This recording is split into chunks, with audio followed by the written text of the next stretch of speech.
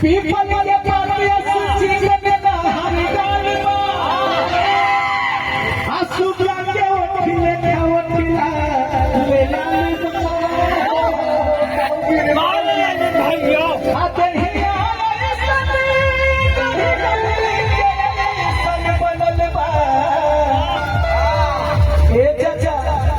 अरे कुत्ता उस कहीं एक भी दादा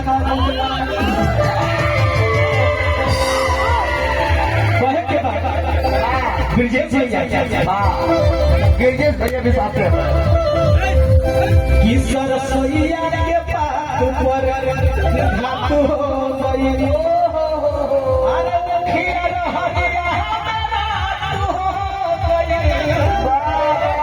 ये गोविंद भैया तैयार हो जा कुर्सी निकाल के तैयार हो जा कुर्सी निकाल तैयार है भैया पूरा राजी सब तैयार है भैया बोला अभी देवगढ़ सिंह मिलिया के पास हाथ हो गई अरे मुखिया रहरिया असर कोइया के पास हाथ हो गई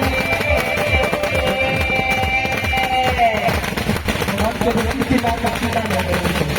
नहीं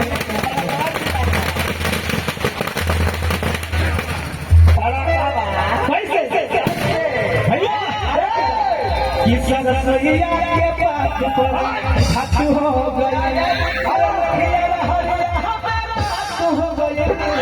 मुखिया रहरिया हाथ हो गई सरसोईया के पास पर